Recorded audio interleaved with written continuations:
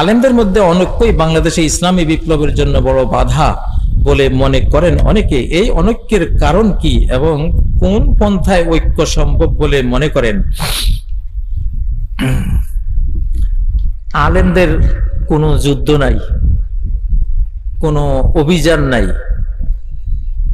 কাঁধে একটা অস্ত্রও নাই। একটু যদি একতলাফও না করে দেখি তো মরে যাইবে সব।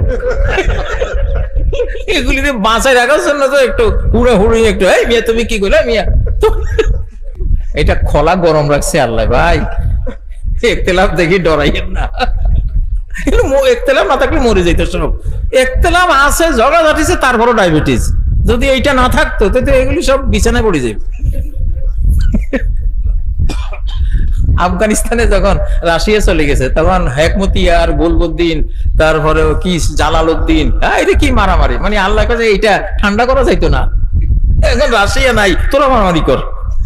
হেরা মারামারি করছে, খোলা গরম রয়েছে। এরপরে 52 রাষ্ট্র আমেরিকা আইসে এমন মার খাইছে, খোলা গরম আছে দেখেই তো, ঠিক না?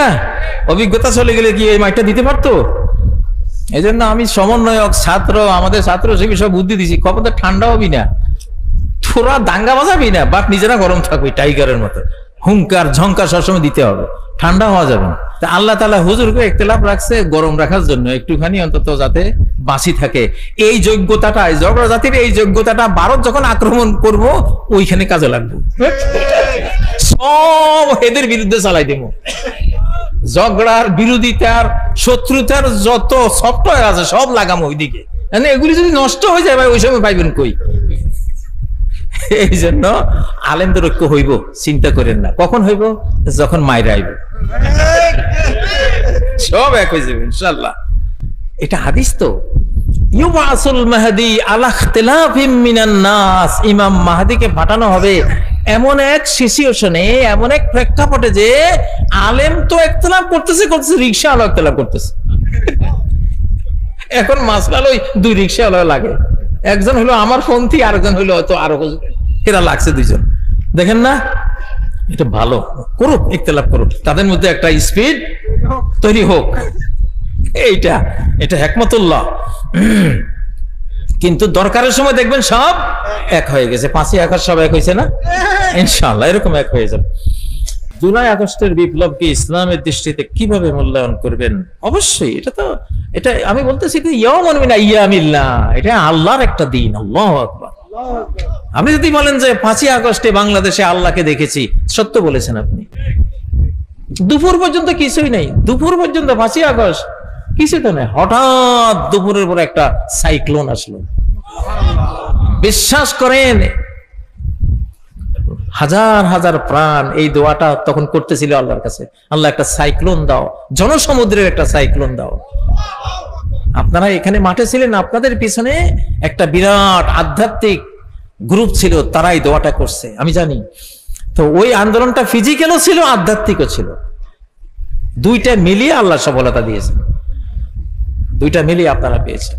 এই দিনটা এটা বিপ্লব, এই দেশের জন্য, এই দেশের মাটির জন্য, এই দেশের স্বাধীনতার জন্য, এই দেশের আল্লাহওয়ালা মানুষ যারা, এটা ধর্মপ্রাণ দেশের মানুষ আমরা, এদের জন্য বিশাল বিপ্লবের দিন, রহমতের দিন, কোনো সন্দেহ নাই, কোনো সন্দেহ নেই।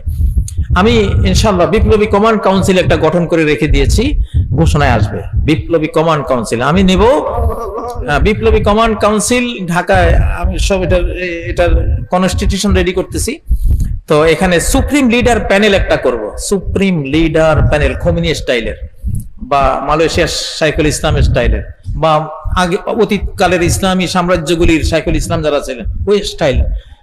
এখানে একটা প্যানেল থাকবে, 11 জনের panel, supreme leader panel, supreme leader panel. সেখানে জামাতের আমির সাহেব থাকবেন, সেখানে হেফাজতের আমির থাকবেন, খেলাফতের আমির থাকবেন, সেখানে চরমনের পীর সাহেব থাকবেন, সেখানে আরো আরো আরো যারা আছেন, বিএনপির উলামা দলের কেউ থাকবেন, সবাই থাকবে। ওনাদের থেকে আমরা বাছাই করবো সুপ্রিম লিডার প্যানেল, 11 জনের প্যানেল। ওনারা জাতীয় পর্যায়ে ওনারা কমান্ড দিবেন, সরকারকে সাহায্য করবেন, জাতিকে সাহায্য করবেন। কেউ আগ্রাসন চালাইলে খোমেনির মতো নির্দেশ জারি করবেন ইনশাআল্লাহ। একটা প্যানেল, যেহেতু এটা আমরা বিশাল জনসংখ্যা, তো একটা প্যানেল লাগবে, আমরা সুপ্রিম লিডার একটা প্যানেল আপনাদের সবাইকে নিয়ে, মানে সকল দল ওখানে বসে জাতির সেবা করবে ইনশাআল্লাহ। ওটা হলো আমার রাজনীতি। আমি জেলখানা গিয়ে ঘোষণা দিয়েছি না রাজনীতি করব, আমি ওইভাবে করব, সবাইকে নিয়ে, আপনাদের সবাইকে নিয়ে একটা জায়গা তৈরি করে দিব, সবাই আসেন, ওখান থেকে সুপ্রিম লিডার প্যানেল থেকে ঘোষণা আসবে ইনশাআল্লাহ। কোন তো এই জিনিসটা কেমন হয়, আজ একটু ভোটাভুটি করি, ভালো হলে হাত তোলেন। আলহামদুলিল্লাহ, মাশাআল্লাহ। আপনারা কি যে বক্তা সাহেব নাইলে কেমন কি মনে করবেন যদি হাত না তুলি, এই জন্য হাত তুলছেন, বুঝে শুনে হাত তুলছেন তো, আলহামদুলিল্লাহ।